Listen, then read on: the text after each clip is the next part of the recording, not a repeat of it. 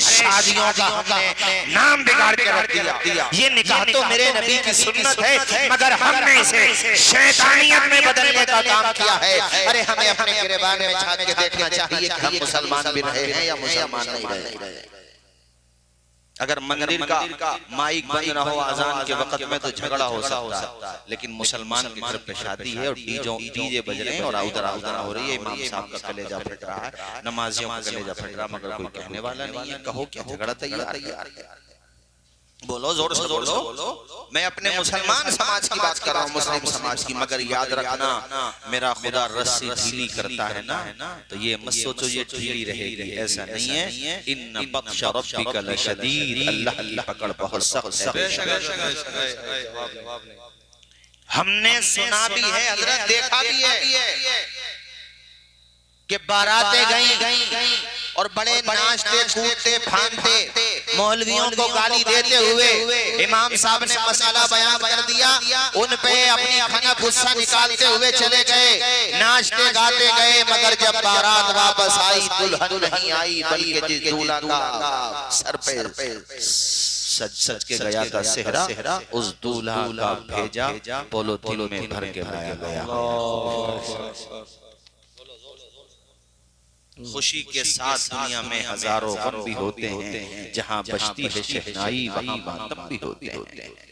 अल्लाह ताला अगर खुशियाँ देना जानता है तो याद रखो वो लेना भी जानता है।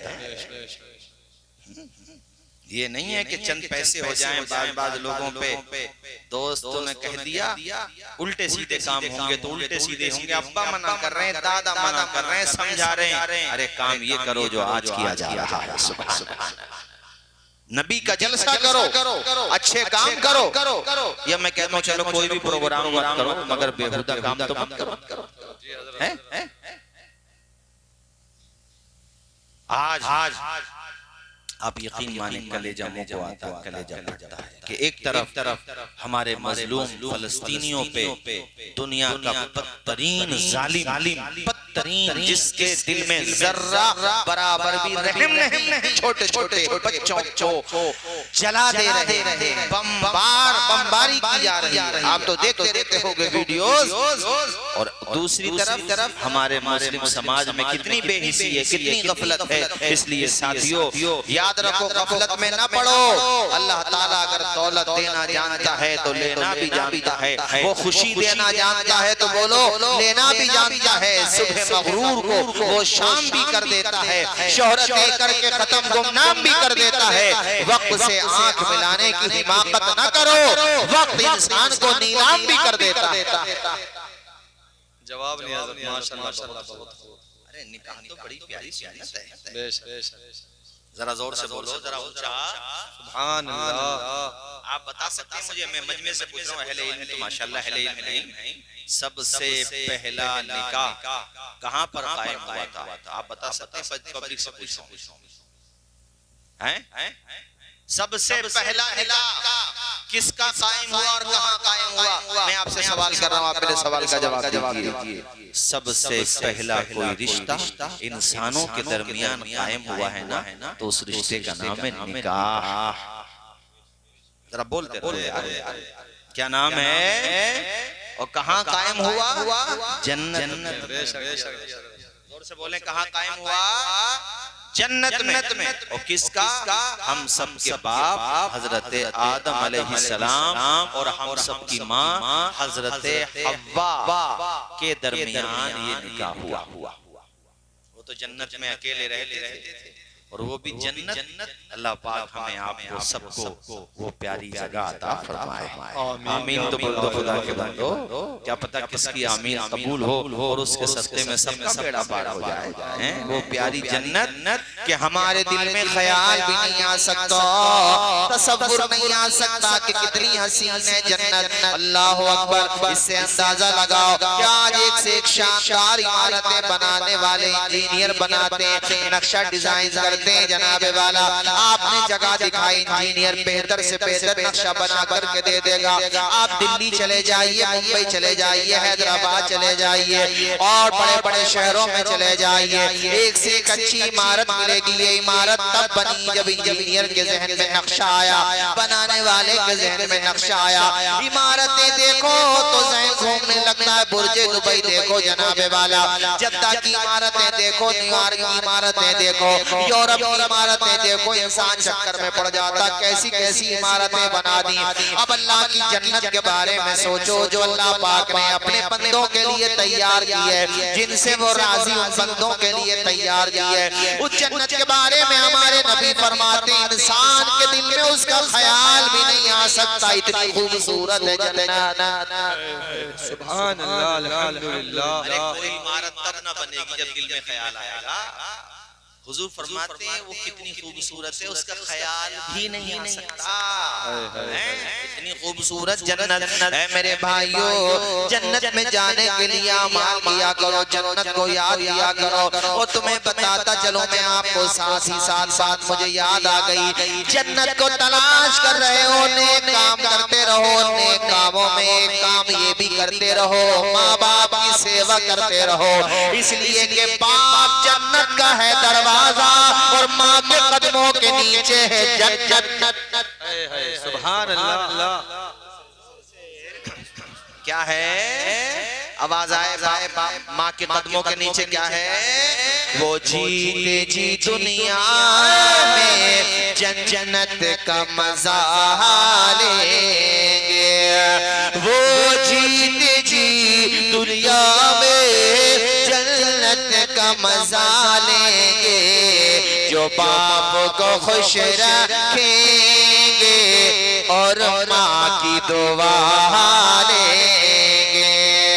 तुम कहोगे मौलाना तौसीफ रज़ा साहब, माँ बाप का कहना मानने से, माँ बाप की खिदमत करने से, माँ बाप की सेवा करने से क्या हमें दुनिया में भी फायदा मिलता है?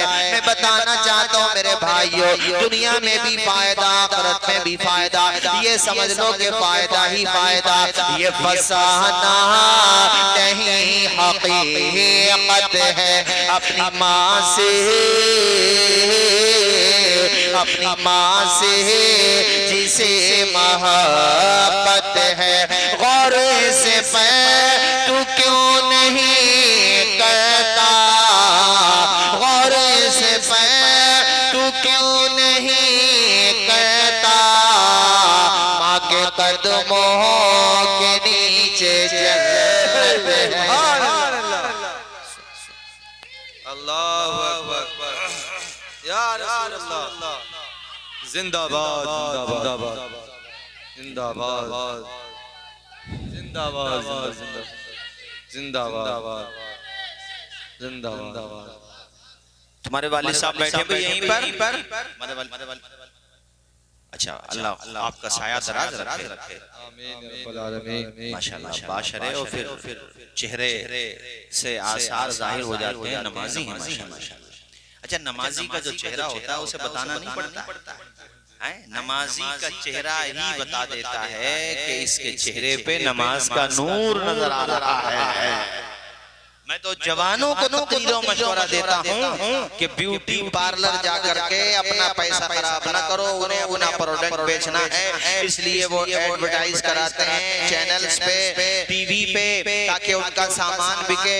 वरना खूबसूरती क्रीम पाउडर से नहीं मिलती, क्रीम पाउडर से अगर खूबसूरती मिलती है तो वुजू के कतरों से मिलती है, सजदों से मिलती है, नमाज से मिलती है। अगर चेहरे को रौनक चाहिए और अपने चेहरे को नूर चाहिए तो नमाज का सुरूर चाहिए। वरना ब्यूटी पार्लर जाके पैसे खराब करोगे, थोड़ी देर के लिए चमक आ सकती है मगर बाद में एलर्जी भी हो सकती है, जिल्द खराब भी हो सकती है। और ये मशवरा सिर्फ मैं जवानों को नहीं दे रहा हूँ, अपनी बहन बेटियों को भी दे रहा हूँ। ये भी मोबाइल पर एडवर्टाइज देख के बहुत जल्दी बेवकूफ बन जाती है। ऐ मेरी बहनों, तुम्हारे चेहरे पर भी अगर रौनक आएगी तो तहज्जुद के सजदों से आएगी। जब कनीज़े फातिमा ज़हरा बन जाओगी तुम्हारा चेहरा भी चमकेगा, तुम्हारा किरदार भी चमकेगा। सुभान अल्लाह, सुभान अल्लाह, अल्हम्दुलिल्लाह, माशाअल्लाह। बहुत वरना हमने बाल बूढ़े भी देखे टांगे कब्र में जा रही, मगर दाढ़ी छिलवाई जा रही है। मुझे याद आया माशाल्लाह चेहरा कितना बारों लग रहा है। बड़े बड़े मियां को कह रहा हूं मैं, उम्र दराज को, जवानों को तो छोड़ो अभी थोड़ी देर के लिए। अरे मेरे साथियों, अब मुझे चंद अशार याद आ रहे हैं, मैं सुना रहा हूँ, जरा मचल के बोलो सुभान अल्लाह। नूर खजरा से दिल जगमगा लीजिए, अपने चेहरे पे दाढ़ी सजा लीजिए। नूर खजरा से दिल जगमगा लीजिए, अपने चेहरे पे दाढ़ी मचल के बोल दीजिए। जो भी देखे वो शैतान नबी का कहे, अपना किरदार ऐसा बना लीजिए। बोलो अपना किरदार ऐसा, जोर से अपना किरदार ऐसा। तेरे दिल पे होता री उदासी अगे, तेरे दिल पे होता री उदासी अगे, नात सल्ले अला गुनगुना लीजिए। अल्हम्दुलिल्लाह माशाल्लाह माशाल्लाह। और एक बात और सुनो भाई, शादी में जल्दी किया कीजिए। बच्चे और बच्चियां जवान हो जाएं, लड़के और लड़कियां, तो ताखीर मत करो। जितना जल्दी हो सके उनके हाथ पीले करो, और दूसरे की जेब पे नजर न रखो कि फुला जगह रिश्ता करेंगे तो इतना मिलेगा, फुला जगह करेंगे, जो नसीब में होगा वो मिलेगा। इंसान का रिस्क ऐसे तलाश करता उसे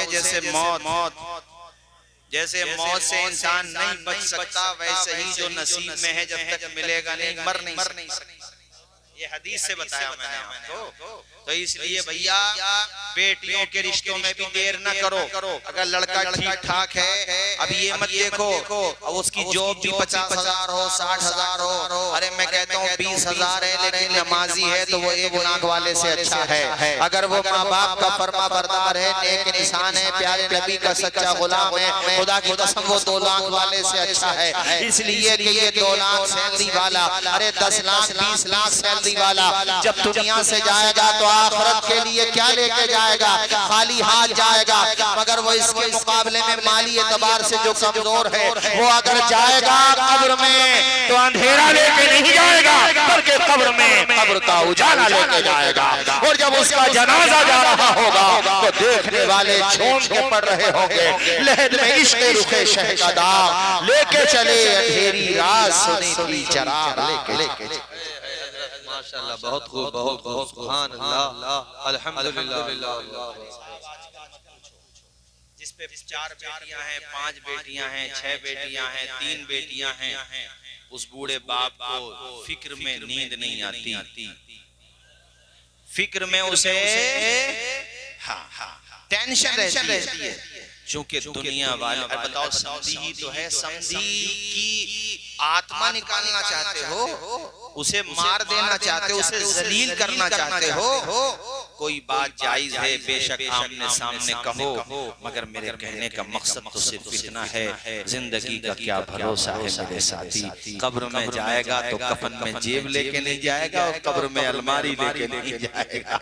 दुनिया में आया था तब भी खाली हाथ था, और दुनिया से जाएगा तब भी खाली हाथ वापस जाएगा। इधर देखो, हमारी तरफ देखो।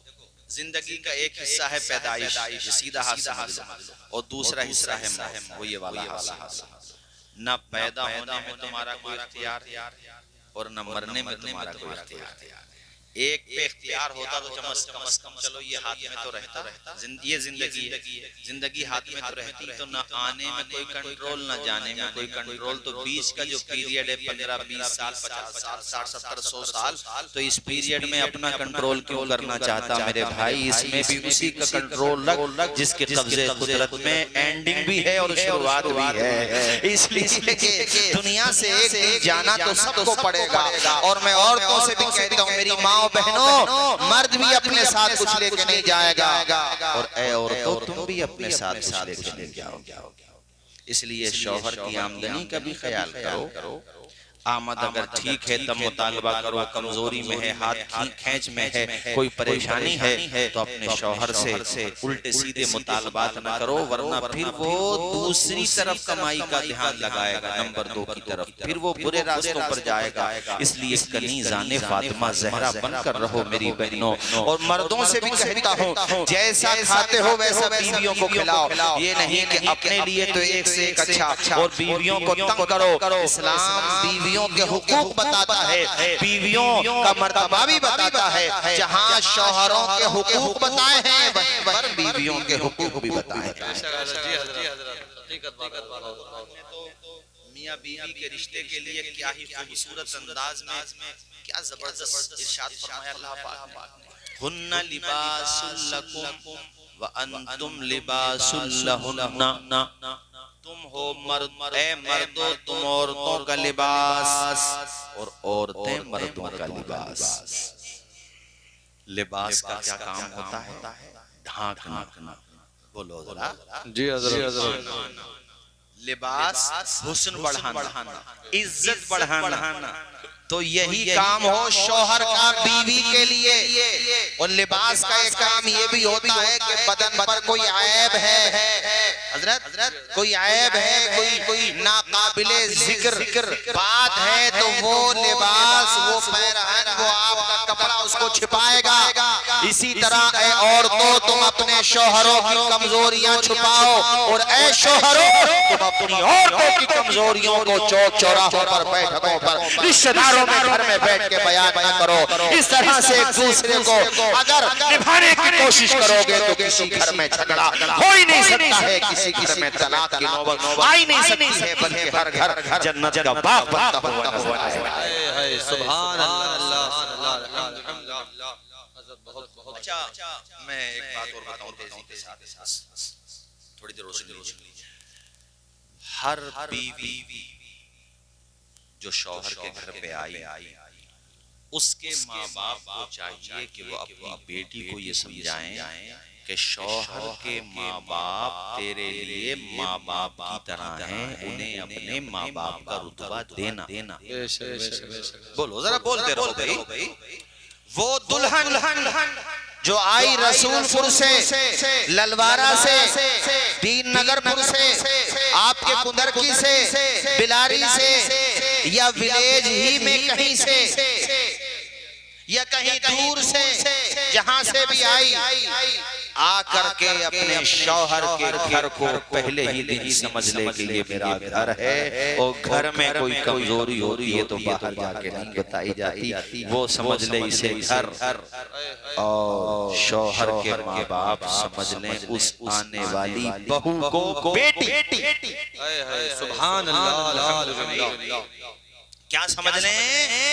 बेटी। और बेटी में कोई वीकनेस, कोई कमजोरी, कोई मिजाज के खिलाफ बात हो तो डांटा तो जाता है, बाहर जाके छापा नहीं जाता है, समझाया जाता है, मगर चर्चा नहीं किया जाता है। पंचों के सामने, पंचायत में, चौक चौराहों पर, बैठकों पर तबसरा नहीं किया जाता। कोई कमी होती है बहन बेटी समझ के उसको प्यार से, मोहब्बत से समझाया जाता है। अल्लाह करे हर सास ससुर आने वाली दुल्हन को अपनी बेटी का दर्जा दें, और हर दुल्हन जो आई है वो अपने सास ससुर को माँ बाप का दर्जा दे। तो मुझे बताओ हर घर जन्नत का नमूना बनेगा कि नहीं बनेगा? समझाओ। किसी घर में झगड़े का नंबर आएगा? बोलो जोर से, बोलो जरा। झगड़ा कब होता है सुनो, क्योंकि प्रोग्राम उसी बारे में, इसलिए सुनो। अरे साहब, झगड़ा पता कब होता है?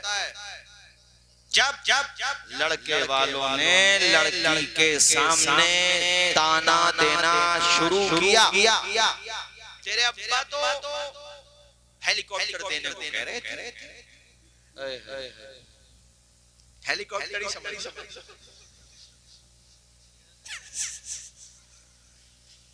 वो जैसे हर समझ कहने लगे रिश्ते के बारे में, तो मैंने कहा चलो देखते हैं। अब फिर दोबारा उन्होंने कहा, वो कहने लगे वैसे हमें कुछ चाहिए वही तो नहीं, अलबत्ता कुछ पैगाम आए थे, तो कहीं से बोलेरो, कहीं से ट्रक, कहीं से एलपी। आपकी तरफ तो एलपी भी चल पता नहीं। तो मैंने उनसे कहा तुम सन 2000, वही पुरानी बात है, शायद मैंने उस वक्त कहा था सन 2024 या 25, इसलिए कि मैंने कहा उस वक्त बुलडोजर चलेगा। और देखिए बुलडोजर चलने ही लगा यार, अगरचे वो दूसरे हिसाब से चल रहा मगर चलने ही लगा। तो मैंने कहा उसने कहा शादी करना, तुम्हारे बेटे को बुलडोजर मिलेगा।